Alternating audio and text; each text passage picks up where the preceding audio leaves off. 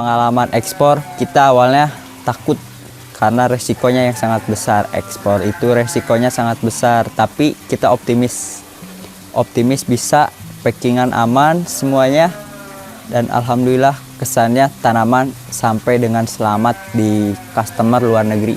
Pertama ngirim kita ke Amerika, US.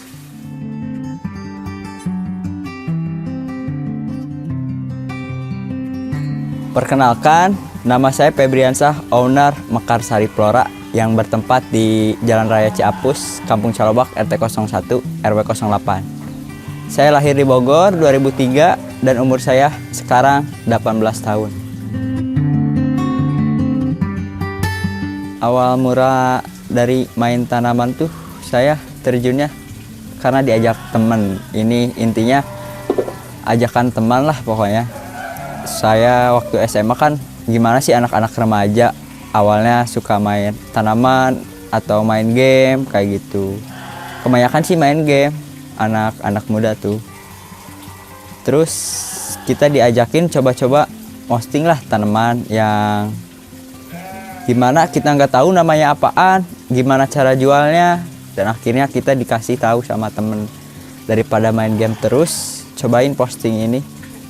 Semua pemasaran lewat Facebook, ada grupnya.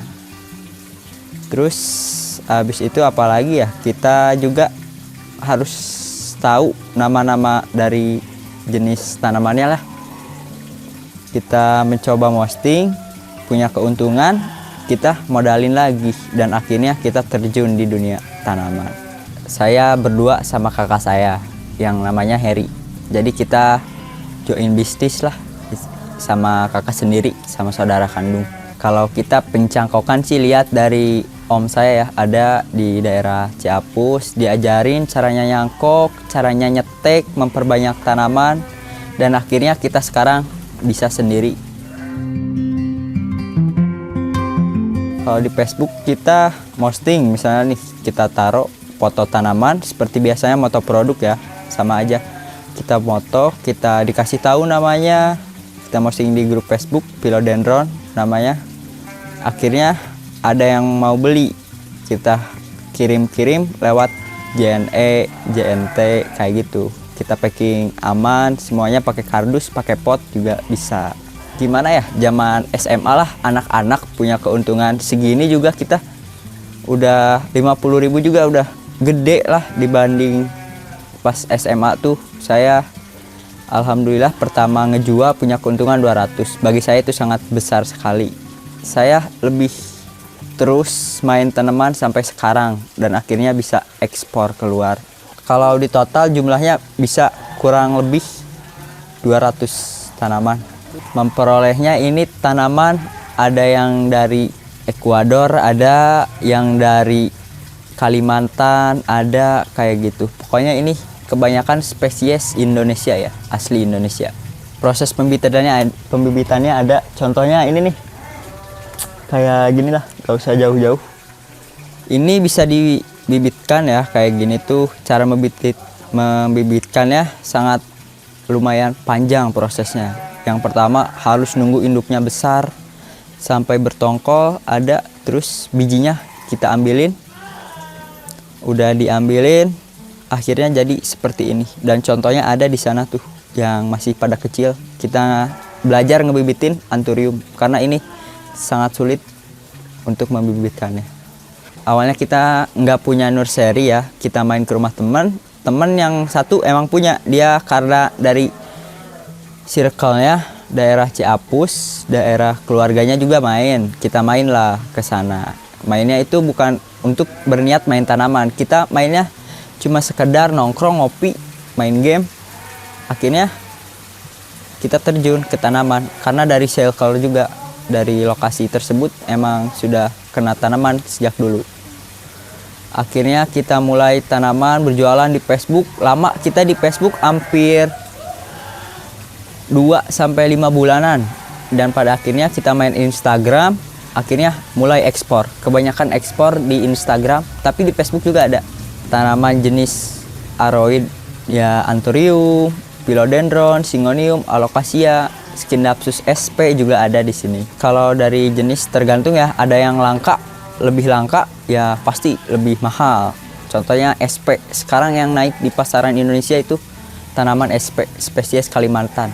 Karena susah didapatkannya, harganya mahal. Kedua, Anthurium juga sangat mahal ya, karena prosesnya itu panjang pembibitannya.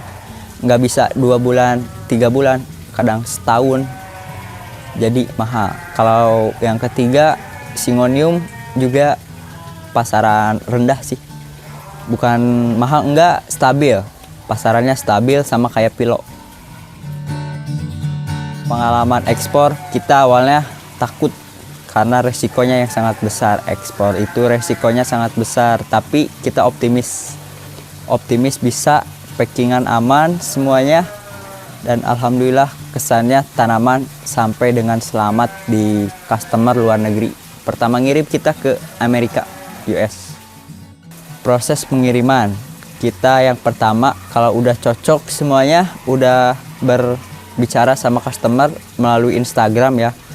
Pertama mendapatkan customer dari Instagram, udah berbicara sama customer, semuanya cocok, kita ambil data-datanya seperti alamat dia, nama tanaman yang mau dipesan. Udah dapet datanya, kita membuat surat itu yang dinamakan surat phytosanitary. Proses pembuatan suratnya bisa 1 atau 2 minggu. Sesudah surat selesai baru kita bisa packing tanaman. Udah packing dengan baik, pertama kita bersihin akar, terus direndam air obat, ada obat khususnya namanya B1 ya. Terus dikeringin dan akhirnya kita packing, lalu besoknya kita serahkan paket ke DHL. Bisa dibilang omset itu tidak menentukan ya, tergantung pemesanan dari luar negeri ya, dari ekspor. Misalnya customer mintanya banyaknya berapa, paling kalau musim semi ya, musim semi kita mendapatkan keuntungan sebulan 100 juta bisa jadi. PD-nya itu kita udah tahu, ngerasa untungnya tanaman itu.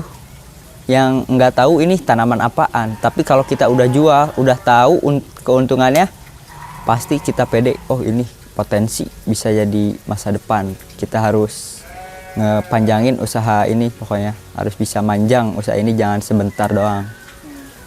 Tipsnya harus kuat mental, harus bisa membibit, jangan bisa ngejual doang. Menurut saya intinya kayak gitu. Kalau kita ngejual doang bisa, contoh posting tanaman ini langsung lempar, udah laku, tapi kita nggak punya lagi. Harus sambil bibit lebih bagus. Kita harus belajar dari segala kesalahan packing kita dari mana, kita harus bisa memperbaiki. Untuk sarannya, kita belajar mencintai tanaman tersebut, jangan hanya menjual tanaman tersebut aja. Saya Febri dari Mekarsari Flora, sekian dan terima kasih.